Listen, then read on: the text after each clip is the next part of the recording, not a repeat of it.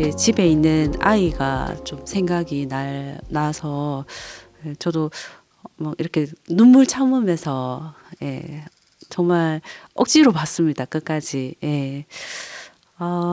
배우분들은 그런 경험이 실제로 없으실 텐데 어떻게 그런 이야기를 풀어내시는지 그것도 너무 신기했고 대사가 좀 되게 마음에 와닿았습니다. 아이 묘사라든지 그 전개 같은 것도 처음에는 저희가 알 수 없었지만 관객들이 알 수 있도록 하는 그런 것도 되게 좋았습니다. 일단 좋은 공연 준비해 주셔서 감사하고 너무 잘 봤습니다.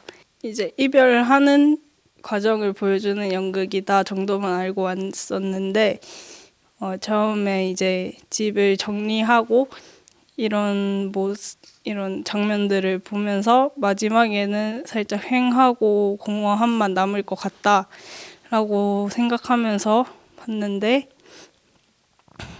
이제 다 보고 나니까 약간 촉촉한 공허함이 남은 것 같다는 생각을 합니다. 근래에 계속 뭔가 주제의식이 되게 뚜렷한 좀 강한 자극적인 연극들을 좀 많이 봐왔었어요. 그런데 그렇게 막 뚜렷하게 주장하고자 하는 메시지 같은 게 없더라도 그냥 두 사람이 무대에서 눈을 보고 대화를 하고 서로 위로받고 공감하고 이런 이야기를 그냥 보는 것 자체가 위로가 돼서 오랜만에 좋은 이야기 하나 봤다 이런 감상이 좀 들었고요. 아기 때문에 문제가 벌어졌지 않습니까? 그때 배우님께서 아이고 그때 나도 너하고 같이 끌안고 좀 울었으면 그때 막 너무너무 놀랐어요. 그때 막 끌안고 울고 이렇게 했었으면은 일이 이렇게 안 벌어졌을 것 같이 이렇게 나가서 떨어질 때 너무 가슴이 아팠었어요. 행인두부는 살구 씨로 만든 젤리 같은 거예요. 네. 푸딩이랑은 또 좀 다른, 그래서 이제 중국에서 유래한 간식이고, 근데 이게 일본 편의점에서 굉장히 흔한 디저트. 그렇게 달지도 않고 약간 슴슴한데 약간 달콤한 향이 나거든요. 네, 그런 간식입니다. 행인두부는. 행인두부라는 간식이 생소한 간식이다 보니까 제목이 크게 와닿지 않아서 혹시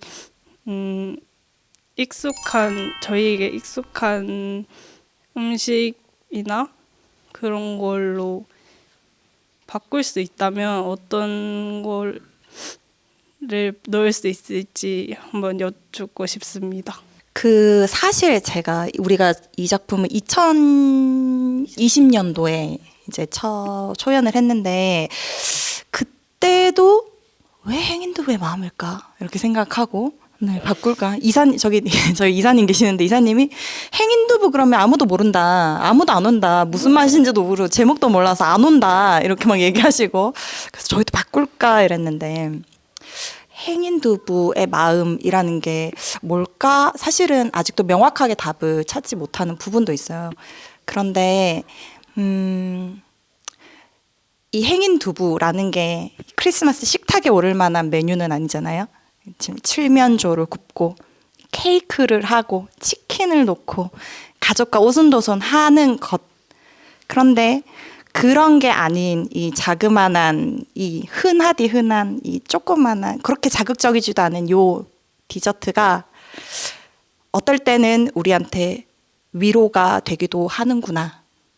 그런 거창한 것이 아니어도 대체가 되는구나, 내 마음에. 뭐 이런 뜻을 좀 담고 있다라고 개인적인 저의 생각은 그런 생각을 근데 배우님들은 또 다른 생각을 가질 수도 있어요. 처음에 이거 먹었을 때 그 장면이 막 이렇게 하다가 한번 확 싸우고 나서 이거를 먹게 되잖아요. 이게 뭔가 약간 달짝지근하면서 그렇다고 자극적이지도 않고 뭔가 마음이 살짝 녹아지는 그 포인트가 있어요. 그래서 저희도 그때 막 얘기하다가 바꾸자마자 뭐가 좋을까 이렇게 얘기하다가 행인두부를 대체할 어떤 그런 맛을 못 찾겠는 거예요. 그래서 정희신 작가가 이게 뜻이 깊구나. 분명한 의미가 항상 있다 이런 생각을 해서 그냥 사실 대체를 하지 못하고 더 좋은 대용품이 생기면 모르겠지만 아직까지는 그 맛을 찾지 못했다. 요거 마음을 살짝 녹이는 그거를 잘 모르겠어요.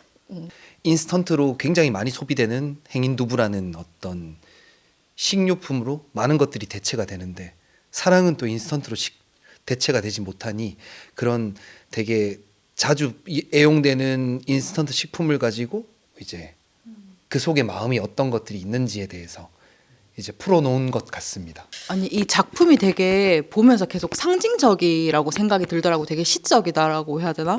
그 저기 뒤에 보면 이제 트리 같은 것들도 보면 볼품 없는데 아까 불을 껐을 때 순간 저희가 잠깐 좀 행복해지는 이런 마음이 순간 들었잖아요. 근데 지금 보면 되게 볼품 없듯이. 근데 이런 그 아까 말씀하셨듯이 그 어떤 행복이라는 건 커다랗고 엄청 귀하고 특별한 게 아니고 이렇게 순간순간 이렇게 볼품 없지만 잠깐의 행복을 계속 이렇게 쌓아가는 거, 그런 이야기를 조금 이 이야기들 속에서 한번 담아내고 싶었던 게 아닌가 보면서 그런 생각이 들더라고요. 네. 네. 경험을 녹여낸 연기인지 아니면 이렇게 캐릭터를 만들 때 어떻게 연기를 하면 되겠다, 어떤 고민이 있으셨는지. 저는 경험은 없고. 근데 처음에는 사실 대본을 읽어보면 내용을 모르고 저도 처음부터 그냥 쭉 읽잖아요. 읽어가면서 이것도 배우들마다 다르고 또 사람마다 이게 분석하는 것이 다른데 저는 이 상황에 되게 좀 집중하는 편이거든요. 이 사람이 이렇게 돼서 이렇게 됐고 이렇게 되니까 이렇게 됐고 이렇게 돼서 진짜 관객처럼 하는 그 부분에 딱 들어가면 똑같이 그냥 눈물이 첫 대본이더라도 약간 그래서 정말 집중하다 보면 이 캐릭터가 이렇게 돼서 이렇게 풀 수밖에 없다고 생각이 돼서 저도 최대한 제가 느낀 대로 제가 느끼는 사요코를 이렇게 풀어서 사요코라면 이렇게 해서 이렇게 끝을 아름답게 맺을 수 있겠구나 이렇게 생각을 하면서 대본을 리딩도 했고 그러면서 마찬가지로 정희신 작가님이 참 글을 잘 쓰셨다는 생각을, 왜냐하면 걸리는 게 없었거든요. 가끔 대본 이렇게 보면 이 캐릭터가 이렇게 했다가 이렇게 한다고 같은 느낌이 있는데 이 글은 사실은 이 캐릭터니까 이렇게 말을 못하고 이렇게 뚱해서 있다가 결국은 골마 터져서 이렇게 되지만 또 이렇게 되는구나, 그래도 한번 살아가 보자 이렇게 결심을 하는구나. 이래서 솔직히 캐릭터 분석할 때는 조금 좋았습니다. 어렵지만 오히려 감정 몰입하기가 좋은 캐릭터였어요. 네. 저라는 사람 자체가 워낙 좀 정제되지 않고 좀 천방지축인 것이 있어서 또 예민한 것도 없고 이래서 그걸 갖다 저는 좀 찾으려고 노력을 좀 많이 하고 있는 중입니다. 정제돼 있지 않은 나를 정제되게 하려고 노력하는 중입니다. 이것들을 어떻게 하면 내가 좀 정제하고 좀 이렇게 예민하게 받아들일 수 있을까를 좀 고민하고 이렇게 지내는 중이고, 다스로도 그렇게 작년부터 해가지고 올해까지 좀 이해하고 있는 중이고요. 정희신 작가님을 야끼니쿠 드래곤밖에 작품을 몰라서 저도 이 작품을 여기서 처음 알게 됐는데, 벚꽃동산 독백들이 종종 나오잖아요. 어떤 의미로 발화하고 계셨는지가 좀 궁금하더라고요, 보면서. 사요코가 앉아서 제홉의 벚꽃동산의 그 샤를로타 얘기하면서 이제 엄마 얘기를 하잖아요. 엄마 얘기하면서 그 엄마가 철이 없고 돈도 모르고 식당에서 돈 더 내고 팁도 주고 뭐 이런 철없는 얘기를 하면서 또 여기서 정희신 작가 천재인가 이 생각하면서, 근데 그거를 저는 처음에는 어떤 마음을 담으려고 하지는 않았어요. 그냥 엄마 얘기를 푸는데 요렇게 요 장면을 아주 기가 막히게 넣어놨구나. 하지만 나는 그 오히려 친동야의 꿈을 갖고 있는 사요코의 마음으로 연극 재밌다 하면서 연극 대본을 재밌게 읽고 싶은 사요코 이래가지고 요 표현을 하고, 그 다음에 다스로가 한참 또 엄마 얘기하면서 니 뭐 저거 싫다 해놓고 술 취하니까 약간 마음이 좀 두근두근하면서 나 엄마랑 살 수 있나? 이런 생각을 조금 갖게 되잖아요. 갖게 되면 저는 사요코는 그렇게 생각했어요.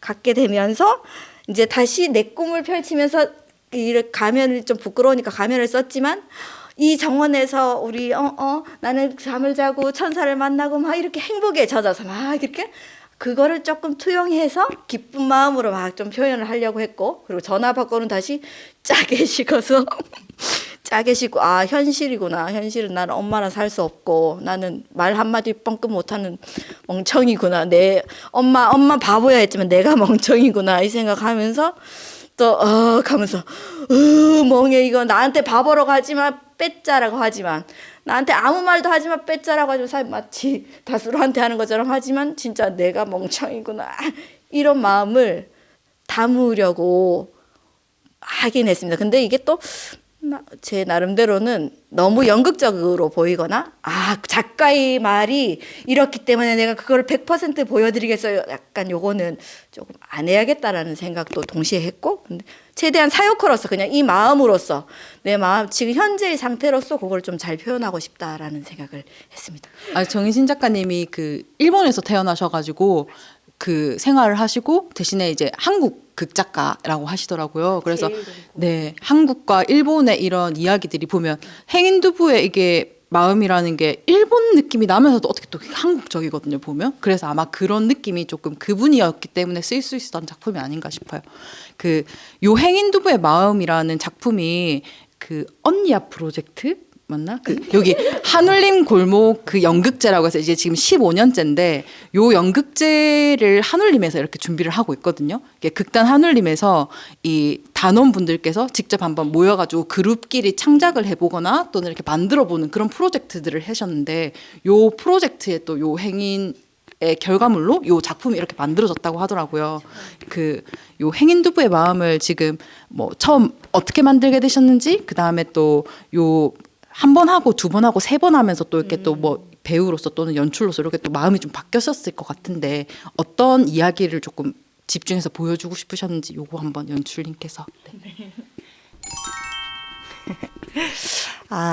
그때 2020년대 이제 초연작을 할 때 저희 극단에 이제 이원희라는 배우가 이제 연출도 하고 네, 라스트 쇼, 럭키 헌벤 쇼 같은 약간 특색 있고 약간 느낌 있는 연출도 동시에 하고 있는 그 배우가 있었는데 그 친구가 어느 날 대본을 저한테 이렇게 주면서 선배님 편지를 이렇게 써서 선배님 이제 제가 이런 공연을 하고 싶은데 연출을 했으면 좋겠다. 상대 배역은 이지영 배우랑 하고 싶다. 이렇게 해서 대본을 하나 줬어요. 그래서 내가 연출을 이렇게 하면서 이제 셋이 같이 모여서 리딩을 했는데 첫 리딩이었는데 정말 아무것도 사전 정보가 없는 상태에서 첫 리딩을 했는데 너무 마음을 아릿하게 울리는 대본이었어요. 그래서 너무 좋아서 우리 잘 만들고 싶다 하면서 이제 그때 지원 선배님이랑 저랑 이원이라는 배우가 같이 준비를 해서 공연을 하게 됐어요. 근데 그때 초행이었고 또 제가 대본을 읽으면서 느껴졌던 그 어떤 그 인물 간의 섬세함들이 표현되는 작품이라서 너무 좋았던 초연으로 기억이 돼요. 그래서 그 회를 거듭할수록 마치 첫사랑처럼 그 초연 작품이 자꾸 생각이 나는 거야. 초연 때 이랬는데, 초연 때 이랬는데 자꾸 이제 그런 생각을 하게 됐는데 그래서 저도 모르게 약간 어떤 처음에 느꼈던 감동 요거보다 그냥 초연 작품의 이 좋았던 이 부분을 좀 계속 해봐야겠다는 생각을 저도 모르게 하고 있었던 것 같아요. 그래서 어떻게 보면 이제 명선 배우가 새로 왔는데 제가 약간 쓸데없는 기준으로 명선 배우를 조금 대한 것 같더라고요. 명선 배우는 명선 배우의 색깔이 있는데 제가 그거를 처음에 좀 인정해주지 못했던 것 같은데 이제 회를 거듭하고 또 이렇게 하면서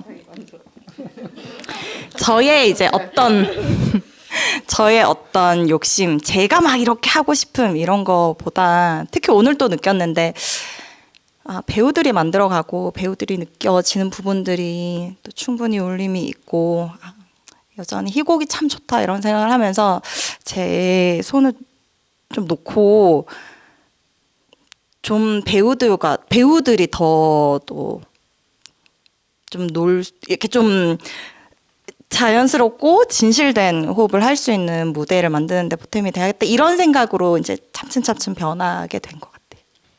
나중에 이 두 캐릭터가 다시 합쳐질 거라고 생각하시는지 궁금합니다. 이거는 그냥 상상하시는 또는 뭐 그 배역으로서도 좋고 아니면 배우로서도 좋고 그냥 그 둘 중에서 뭐 선택하셔가지고 대답을 해주시면 좋을 것 같아요. 저는 사요코는 마지막까지 사실 다스로를 잡잖아요. 근데 마음을 다 잡았을 것 같아요. 다 잡고 마지막에 엄마 그 얘기를 마지막으로 같이 가요 엄마라고 하잖아요. 그래서 다스로에게 용기를 낸다기보다는 엄마를 모셔야겠다 이거를 좀 결심했을 것 같고 오히려 다스로보다는 엄마를 모심으로써 저 마음의 평온을 찾았을 것 같다고 저는 생각했습니다. 원래 남녀 사이란 게 그렇잖아요. 그 헤어지면 헤어지는 거고 다시 만나면 다시 만나는 건데 저희가 이렇게 헤어지게 됐지만 어쨌든 결혼을 해서 7년을 같이 살았던 사이고 그리고 앞으로도 몇 번 더 볼 기회들이 있어요. 그 유골함 보러도 가야 되고 그다음에 저희 누나 선물도 사줘야 되고 이런 식으로 또 지내다 보면 언젠가는 만나서 그 아기를 잊고 새로운 아기를 만들고 이렇게 또 살지 않았을까 하는 생각들이 해피엔딩. 네, 듭니다. 언제든 그 어디 근처에서든 자신의 삶을 꾸려가면서도 사요코를 약간 듬직히 막 챙겨준다기보다 듬직히 있어주는 것, 저변에서 있어주는 존재가 되어줄 것 같다. 그래서 아마 사요코가 앞으로 당당하게 살아가고 자기 마음에 트라우마를 극복하고 엄마를 극복하고 상처를 극복해 나가면서 나아가는 과정을 다스로는 아마 저 멀리서 흐뭇하게 지켜보고 있었을 거예요. 저는 그렇게 생각합니다. 네, 사실 사람은 혼자잖아요. 그래서 아까 계속 뭐 외롭다 이야기, 사랑받고 싶다, 사랑하고 싶다 이렇게 이야기를 되게 많이 했는데 모든 사람들의 사실은 염원인 것 같아요. 누군가 진짜 내 마음을 알아줬으면, 마음이 정말 통했으면. 근데 아까 말씀해 주셨듯이 그냥 옆에 있는 존재가 어떤 따뜻한 존재가 곁에만 있다면 물론 인간은 혼자서 외롭지만 그것만으로도 좀 살아갈 용기를 얻는 게 아닌가? 뭐 이런 이야기도 이렇게 좀 느껴지는 것 같습니다.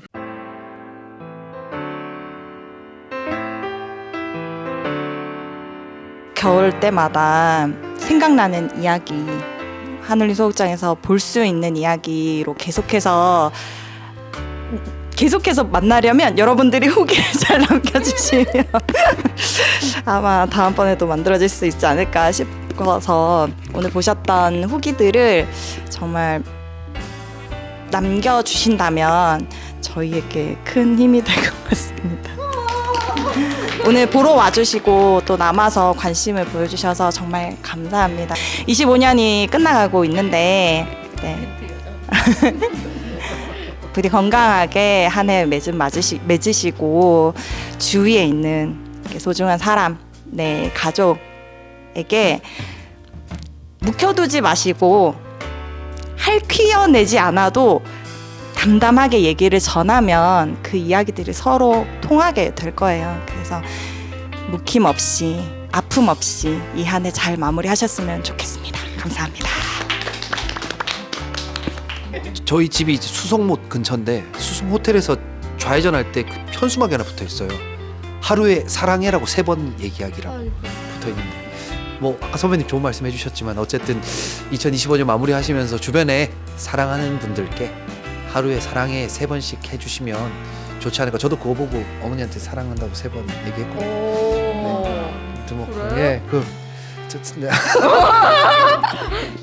올해 마무리 잘하시고요. 내년에도 저희는 열심히 배우로서 연출로서 이 거리를 지키고 있겠습니다. 감사합니다. 감사합니다. 네.